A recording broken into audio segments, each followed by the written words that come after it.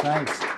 And before I get into my presentation, one other item of good news, which you may have covered in an earlier meeting, I don't know, but in December, Sunrun, the country's largest solar residential installer, announced that they were moving a big headquarters here, just down the street at Arapahoe and 16, with hundreds of jobs, and that they're going to completely fill within the next 2 years. So that's very exciting for us. They are a publicly traded company. Sunrun, I think, or maybe Run is just their little abbreviation. But people keep coming to Denver for renewable energy. And what I'm going to do tonight, I was given some questions from the organizer of this meeting, which I'll be addressing. First, I'm going to talk about what is the Office of Sustainability, what are we and why are we here, and so forth. And secondly, a question about our 2020 goals, how we set them and what their meaning is really. And next, I'm going to talk about the Sustainable Denver Summit. How many of you actually attended the summit? Anyone here? Okay, so about a third. So I'm going to talk about what happened there and what's going to happen this year. Then there were some specific questions that I was given to answer. What are our biggest challenge areas and what can people do in their personal lives to help us? And then finally, at the end of my presentation, I'm going to have an announcement of some news that I literally learned within an hour before I came over here that'll be of particular interest to CRES. So stick around for a special announcement at the very end. So let me talk about what is the Office of Sustainability. And it starts with why pursue sustainability.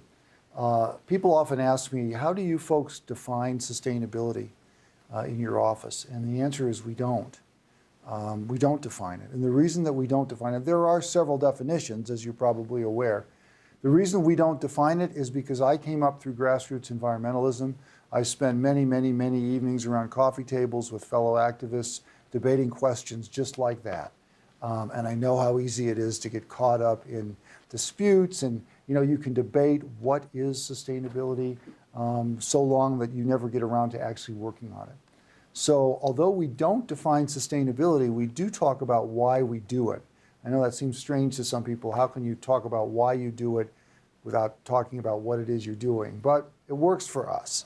And specifically, what the mayor has stated, the purpose of us doing this is because we want to ensure that the basic resources on which our society, our quality of life depends here in Colorado are available and affordable to everyone, both now and in the future.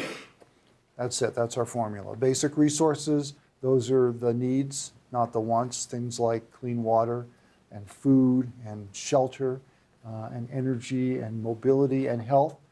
And we want them to be available and affordable, which is not the same thing. There's things you can think like Teslas are available, but they're not necessarily affordable. We want them to be available and affordable to everyone. We don't use the term equity. We don't use the term environmental justice. We just use the term to everyone, both now and in the future. It's intergenerational equity, you might think of it as that. So that's our objective. We call ourselves we are a resource-centric program. And why should a city government be involved in this? Well, there's a few reasons. First of all, the city is always the first responder. Whenever things go wrong, and you can think of the extreme example of big natural disasters, suddenly you lose access to a lot of basic resources, people turn to their cities first.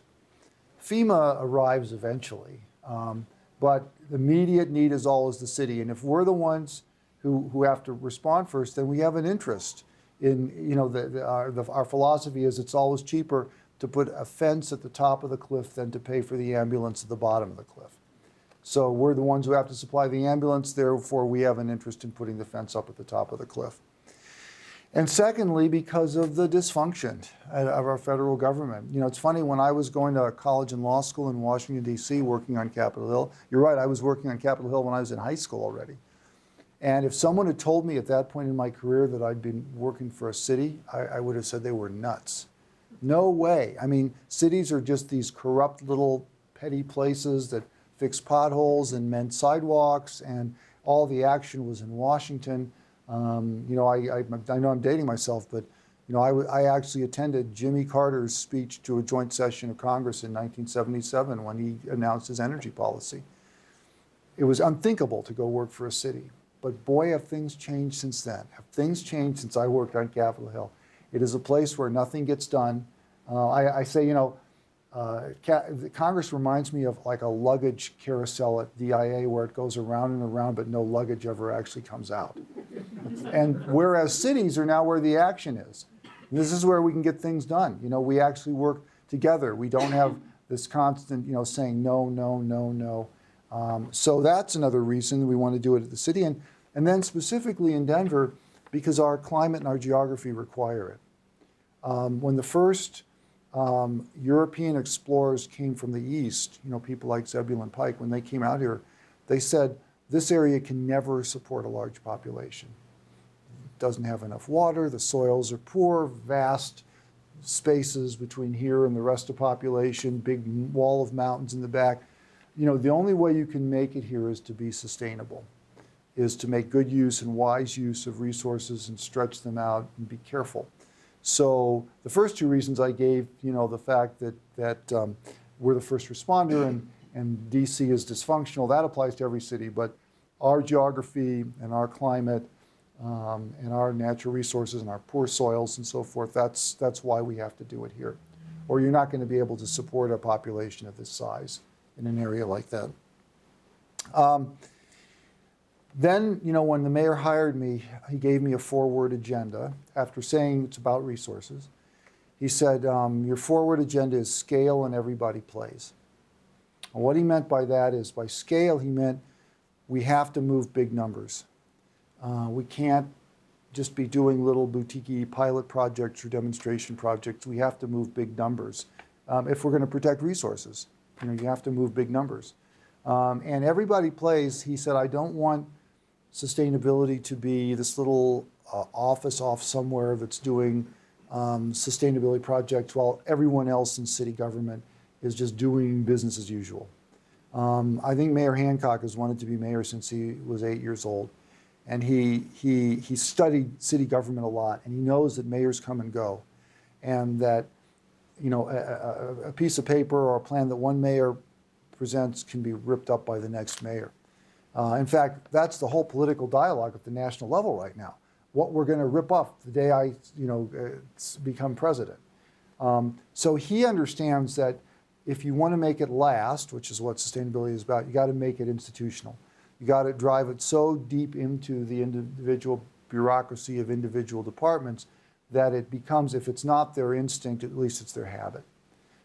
And so he says he wants every agency of city government to be participating in sustainability. It's got to be their basic business practice, no matter what service it is that they provide, including the traditional agencies that we all think of, like Public Works or Department of Environmental Health, but also groups like the police or our arts and venues or our library that people don't normally associate with sustainability. And finally, he said, I'm a systems thinker. So we don't pick winners and losers. We don't go with one size, you know, with one favored form of housing, one favored form of transportation, one favored fuel. You know, he believes in choice. He believes in making sure that there's lots of options out there and that we think systemically. You know, the people often ask me, boy, what do you think about Boulder? They put up that bike lane and then they took down the bike lane. I think the problem up in Boulder was that they were not approaching transportation systemically. They didn't look at the entire system, which is grounded in individual people driving their own cars and then letting them sit all day doing nothing. And they tried to glom this bike trail onto a system without attacking the underlying paradigm. And so our mayor doesn't want to behave that way. He wants to approach things as a system.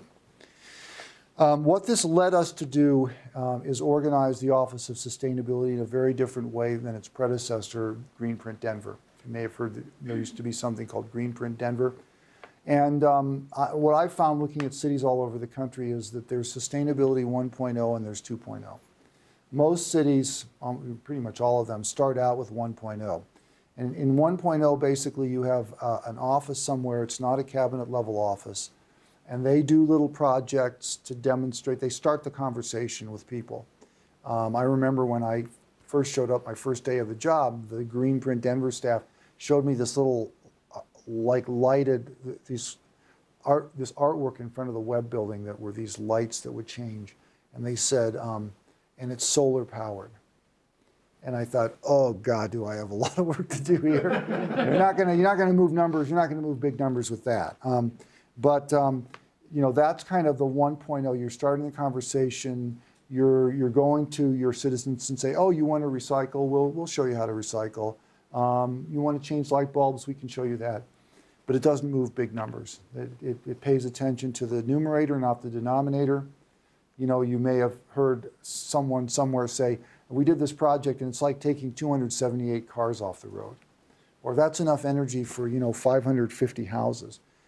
But no one ever talks about how many cars are on the road or how many houses there are. So when we go to 2.0, which is what we're doing, that's scale and everybody plays, where we have to move big numbers. And that often will result in difficult conversations with people. As energy folks, I think I may have spoken about this 2 years ago, but I'll give you this example. If you've heard of the program, the Denver Energy Challenge. Denver Energy Challenge was a federal stimulus-funded program that ran here in Denver. Technically, it's still running. And basically, it advised residents about what they could do in their homes to be more energy efficient, and it connected them with producers and connected them with financiers and so forth. It was an award-winning program. It had 6,000 residents engaged, and they did about 2,000 homes. And they produced average energy savings of 15%. They finished on budget, ahead of schedule, award-winning. It was great. But when we sat down with those folks and ran the numbers and said, in order to meet our energy goal, which I'll talk about in a moment, you did 2,000 homes in 4 years. How many homes would we need to do if residential buildings would contribute proportionally to the energy savings we have to achieve? And the answer was 90,000 homes. So they were, initially they're very taken aback. And often what we hear is, so you're saying we failed? Because they'd gotten awards. And what we always tell them is, you didn't fail. The problem is not with what you did. The problem was with what you were asked to do. You were not asked to think big. You were asked to think small, and you did a great job of it. But we're changing things now. And so that's kind of painful. Or to go to a lot of agencies, this doesn't come naturally to them. Police don't normally think about sustainability, even though they have some very important roles to play in sustainability. So we had to change things at a fundamental level. And the way we're organized, we have certain functions in our office. There's only 3 of us, by the way. There's the Chief Sustainability Officer, a Sustainability Strategist, and a Program Coordinator. And first, we set the highest level goals for the city in sustainability. And second, we ensure that there are strategies developed by our agencies to meet those goals in concert with the public. And so we're sort of an in-house consulting firm. We have to resist the temptation to do the projects ourselves, because all 3 of us, we've all done projects before. But now we can't do that, if we're going to go to Everybody Plays. And then we have to get agencies talking to each other. And coordinating and working with the community as well. We do have an R&D function. We go out there and look not for best practices. I don't like the term best practices because the perfect becomes the enemy of the good. But we look for good practices. We look for things that other cities or other companies are doing elsewhere. Sometimes it's technologies. Sometimes it's just ways of influencing behavior. And we do enough research to bring them over to an agency and say, are you interested in this? Do you want to try this out? We never force it down their throats. Because again, if we're going to drive it into the institution and make it part of their basic business practice, they have to buy into it. We can't order them to do it, because if we order them to do it, the moment we disappear, they won't do it anymore.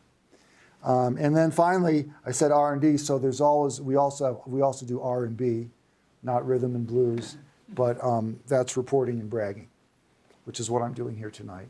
So we communicate with the public really all over the world about what's going on in Denver and what we're doing, and we try to be as transparent and honest as possible in doing it. Our role is fixed in an executive order, so agencies like ours are created different ways in different cities. Sometimes they're written, rarely, but they can be written into a city charter. Sometimes they're created by ordinance.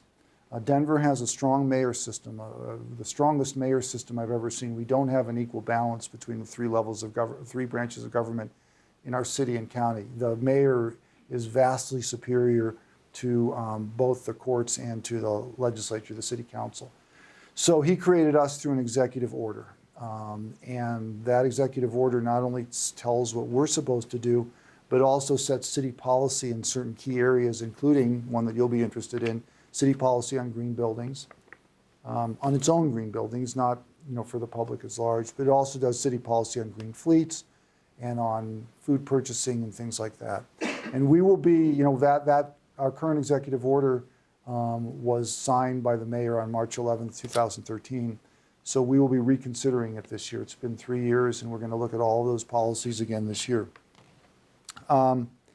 We do have an advisory council of volunteers from around the community, from NGOs and from business and so forth, 37 people that advise us, and that meets every other month, and it has subcommittees, and you can join a subcommittee even if you're not a member of the advisory council, and so that's an opportunity for volunteering if you'd like it. And finally, the executive order created something called the Sustainability Implementation Committee, which does not have a representative from every city agency. It has representatives from about 12 most heavily involved in sustainability work. That's a way of institutionalizing what I mentioned earlier, which is talking to each other. There was never, before we were created, there was never any institutional place where city agencies would come together to discuss these issues of sustainability. And I can't think of an issue of sustainability that, not in any of the 12 resource areas that we focused on, I can't think of one that there's one agency that can handle it all. They all involve multiple agencies, and so we have to get them talking to each other. So let me turn to the 2020 goals. When I came in, the city had adopted a plan, a sustainability plan, and goals in 2006. And they were expiring. They expired at the end of 2011. So the city technically it needed a new plan and new goals. However, I made a decision not to do a plan when I came in, not a new sustainability plan. Because I quickly learned when I got here that there's all sorts of plans all over our city government right now already. And I was concerned, as with the definition, I was concerned that if I started a planning process, we would get so caught up in that nothing would happen. We needed to proceed immediately to start making things happen.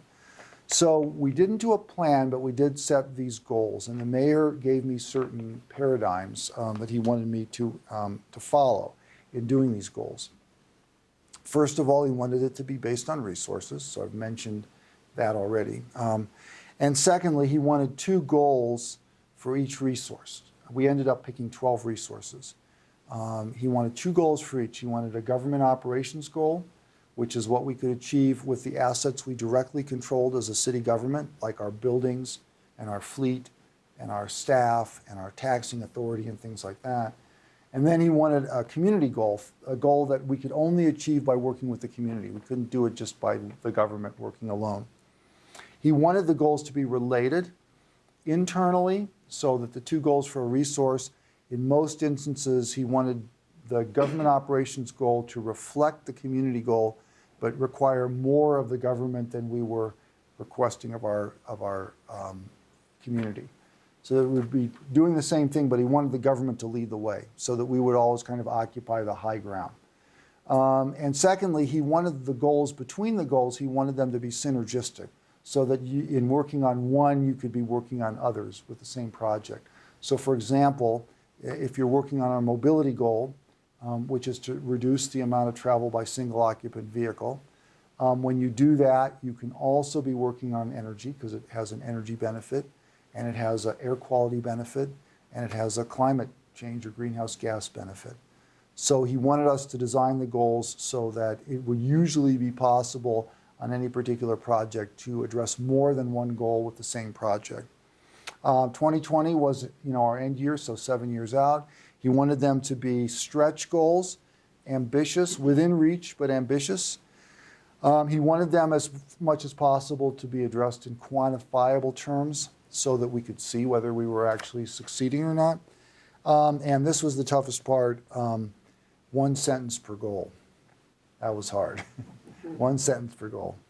So you can actually find, I'm going to try and pull up, if I can here, Firefox. I haven't used it before, but I'm guessing it works the same as just about any other browser. Because I want to show you where you can find our goals to take a look at them. Yeah, so here is our web page.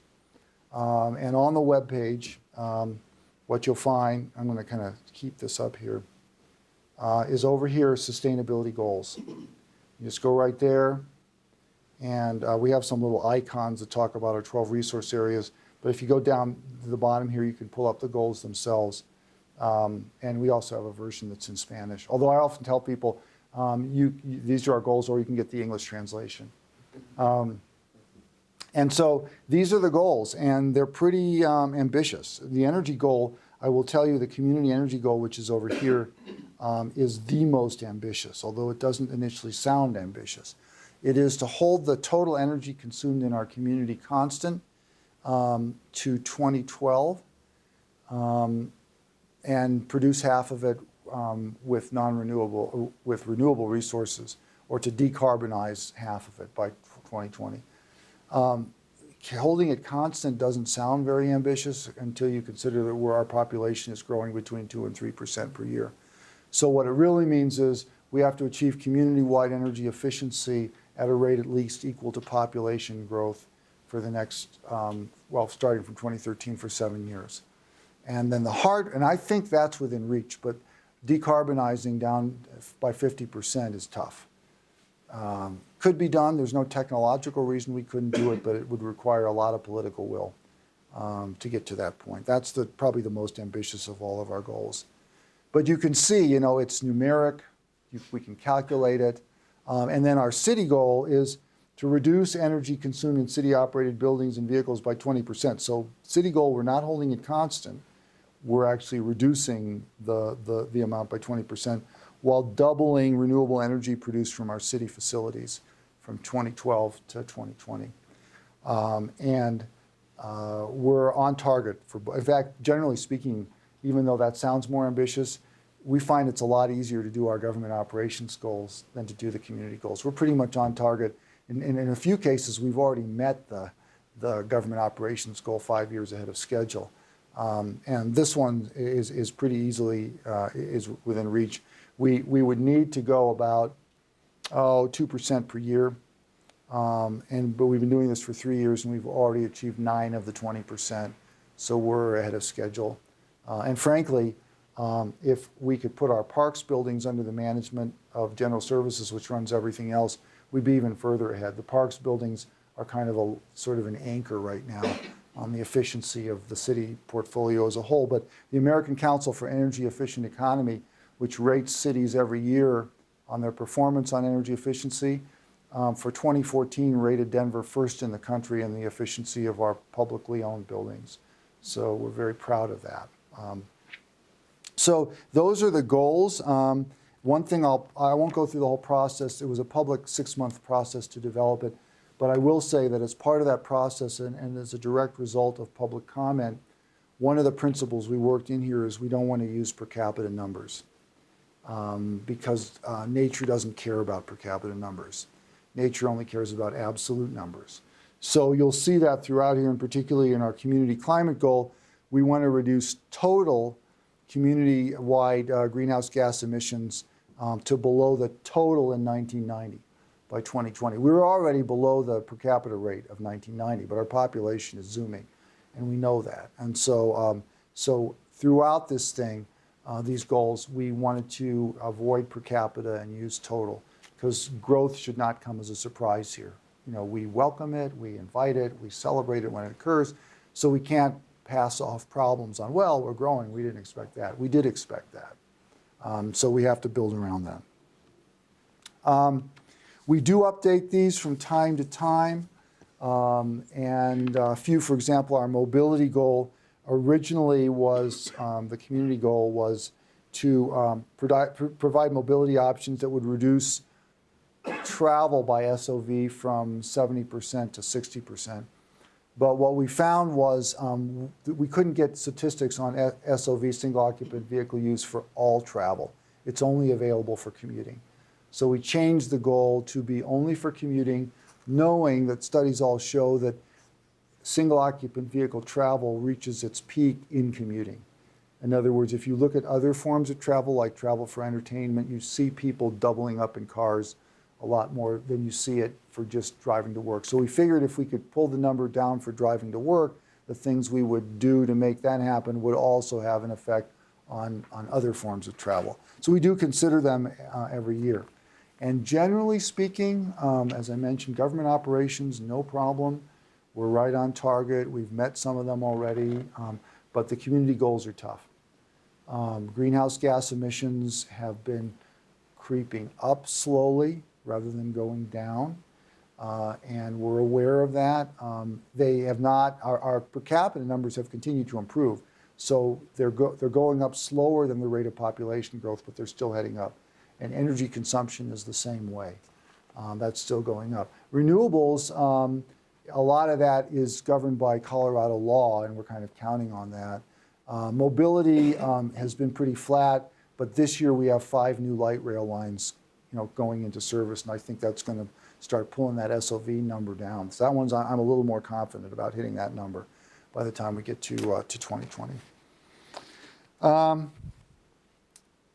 Let me talk a little bit about the Sustainable Denver Summit. About 10 months ago, the mayor said, I want you to do a summit. And again, he gave us certain rules. He said, I want you to base it on the Clinton Global Initiative, an annual event that's commitment-based. He said, I do not want a talking heads event. The conference, we've all been to a million of these. There's a keynote, then you go into workshops, and there's panel discussions, then you have a lunch with another speaker, and then more panel discussions, and everyone makes some nice contacts and feels good, but nothing happens. He says, I want commitments to action to come out of this thing. We hadn't done one of these before, and we kind of put it together from scratch. But for those of you who were there, know it went very well. We sold out. Well, I got to be careful about that too. When you're in environment sustainability, the word sell out is, yeah. Now, I'm not working for Excel or anyone like that, but we sold out the event. We had 370 people attending. We had to turn people away at the end. We met the mayor's requirement that we produce the whole thing without any taxpayer money, so it was all privately funded. The commitments, were incredible. To be a commitment, it had to be an organizational action that was either new, starting in 2016, or something they were already doing but was bigger, that they were expanding. And it couldn't be making a plan. Making a plan is not a commitment. It had to be action. And on the day of the summit, a media guy said, how many do you think you'll get? And I said, well, I'm confident we're going to get about 2 dozen. I said, I think we're going to be between 2 and 5 dozen. So if we're up around 50 or 60, that'll be great. We ended up getting 99, and they're still coming in. So that was great. And then we got great returns from this. We did a post-summit survey, and about 90% positive response. People really liked it. They really liked that format. They were excited. They were energized. They were in rooms working with each other instead of just listening to people talk. So that was this year's summit. Kind of the good news, bad news is that the good news is we got almost 100 commitments.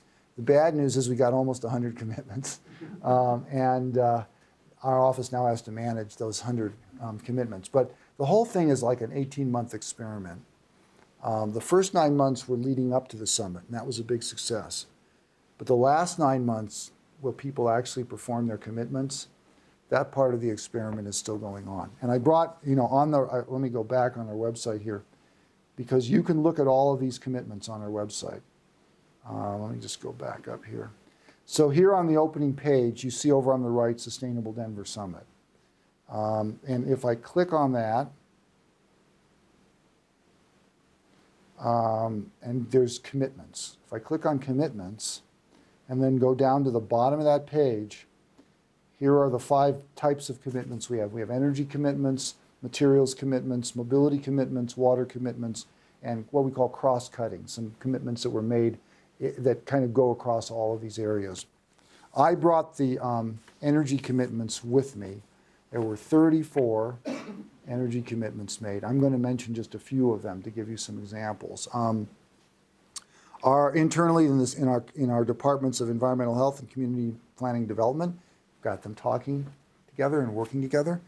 You may know that Denver was the first solar-friendly community identified in the country, but we were rated gold. So they've made a commitment this year. They're going to get us from gold to silver. Gold to platinum.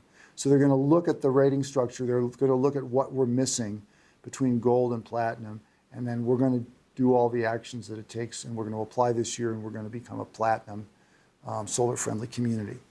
Our Department of Environmental Health is organizing something called Energize Denver, a year-long multi-stakeholder process to crack the nut of commercial building energy efficiency. We have to find a way to achieve 10% efficiency goals in our commercial buildings collectively, which probably means much higher than that for the biggest buildings. By 2020, it's going to be a big stakeholder process. And one of the things that we'll be discussing is whether we need to have mandatory benchmarking and disclosure for our commercial buildings.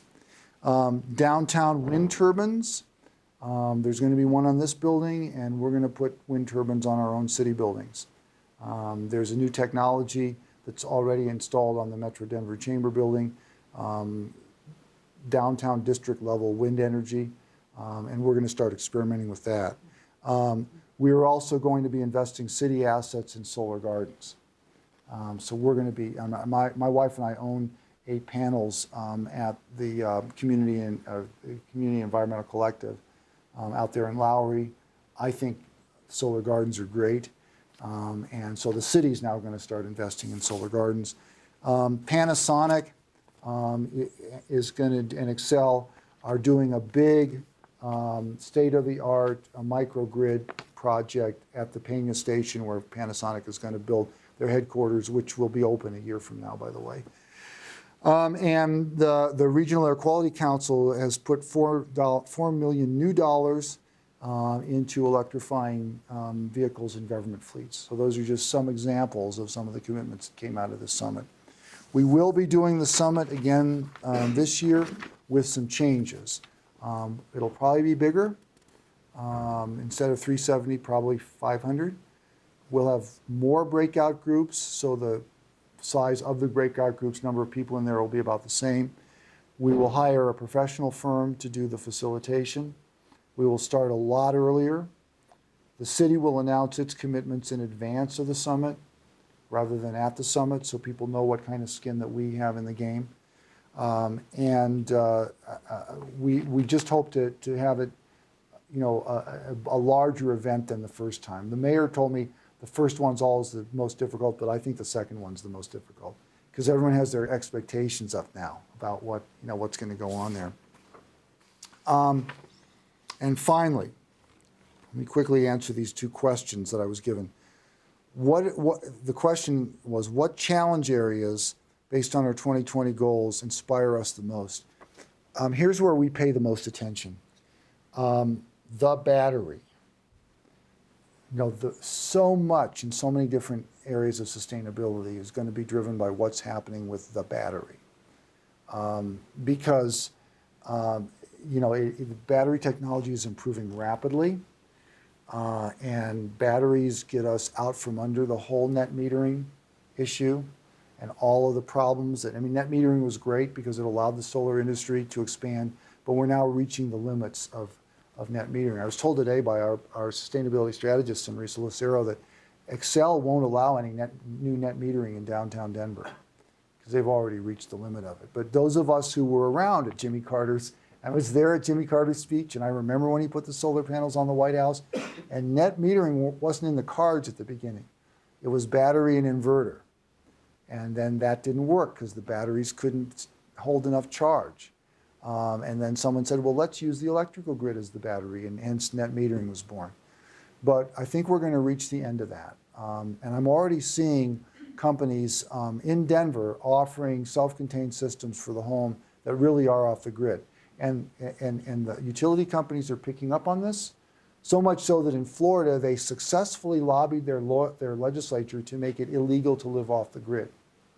It is illegal in Florida to live off the grid, which I don't think you could ever sell that in Colorado. But the utility companies understand that they used to worry about people like me in the Sierra Club and so forth. They don't worry about that anymore. They worry about the battery.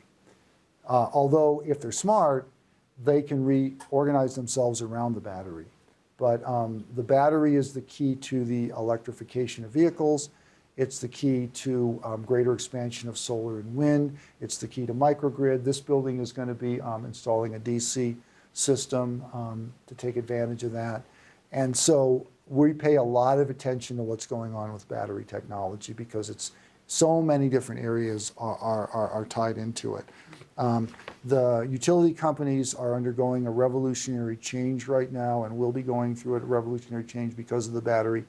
No one has to force it on them. It's going to happen because it's just going to be cheaper and more convenient. And it's also going to transform, and this is the other area we're working in.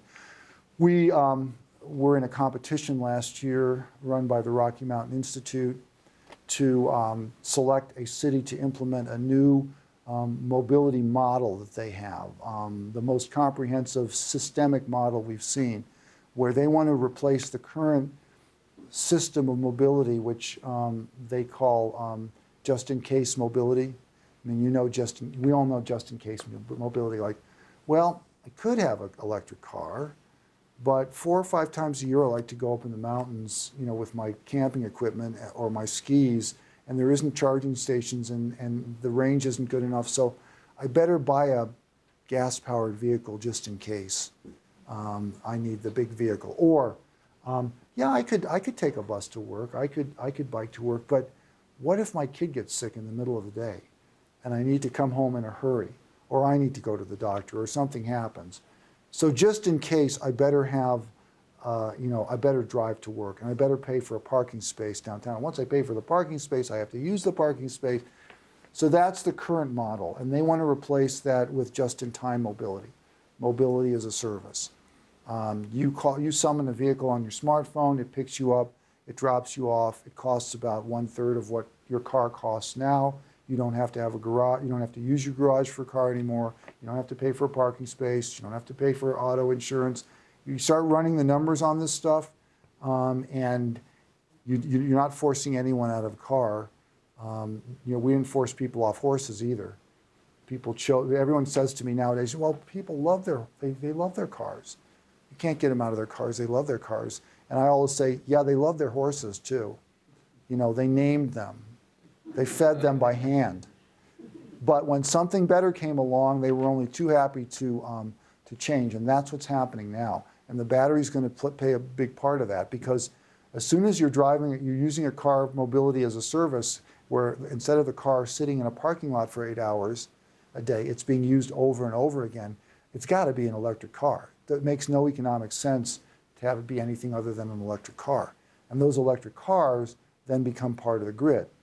They aren't just, we always talk about, I need to charge my car, but those cars in sufficient numbers can also be a kind of a battery for the electric system. And so, that is the future, and you can't hold it back, we don't think, but you can make it arrive faster. And so that's what we're going to be working on. And then the other thing is housing. The mayor's top 2 sustainability priorities are mobility and housing.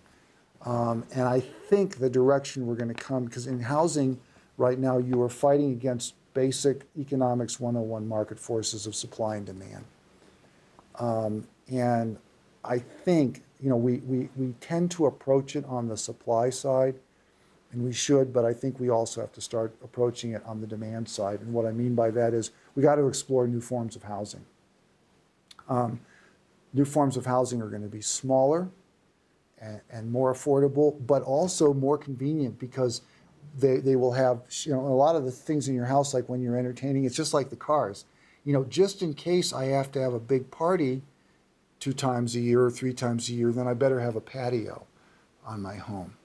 But if you supply a housing system with a shared patio, so you don't need to have a patio anymore, then you can shrink the footprint of your home. And I think that's the direction we're going.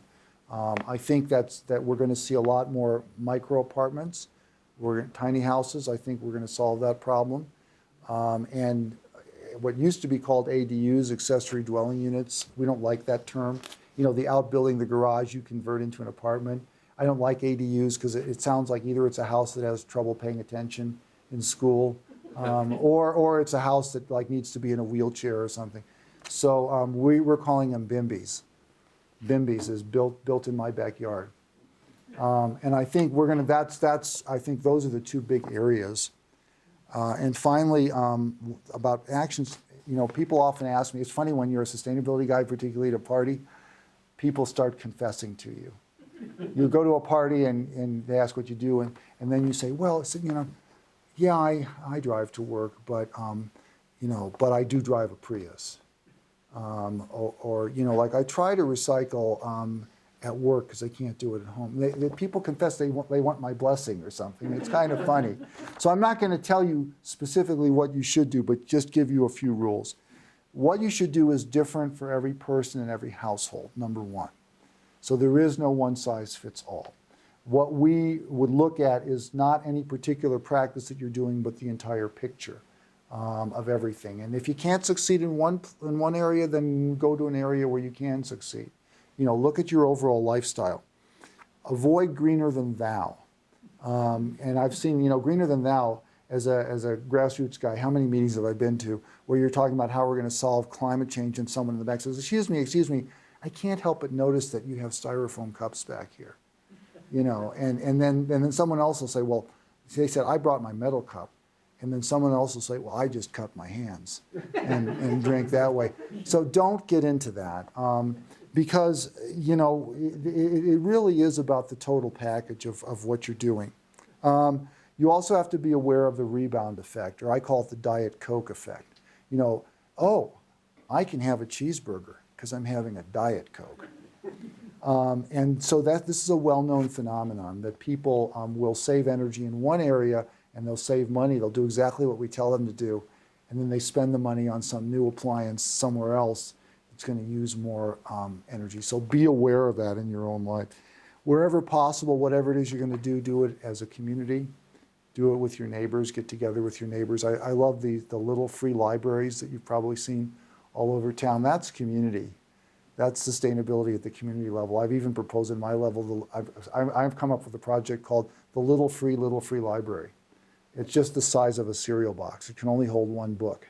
Talk about sustainable.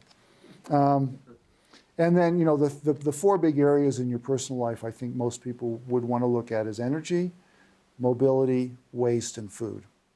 Those are really your pretty much the 4 areas that everyone has. Now, I promised you, I'm going to take questions in a moment. I promised you some news.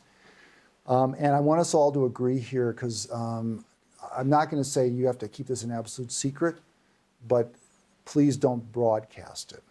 So don't go home on the internet and spread this all over or whatever until we do a press release, which I think will be shortly. But this is CRES, a Renewable Energy Society. So you'll be happy to know that the Department of Energy informed us today that Denver will host the next 2 solar decathlons, which is really a coup. If you're familiar with the solar decathlon, it's an international event where colleges compete to create solar homes, which they set up in the host city, and they compete for design from all over the world. I think they only have 10 homes. So to get in that 10, I remember because when I was in Columbus, Ohio State had one of the homes, and that was a big deal. And they've had it on the mall in Washington, D.C. I think it's been up in Canada. But in 2017, it's coming to Denver. It's going to be out at the airport. and it'll be out there again in 2019. What a tremendous opportunity for the renewable energy community in Denver. I was so thrilled when I got that message because we really pushed for this. So I'm ending on a high note. I'd be happy to take any questions or comments that you have. Thanks. Yeah.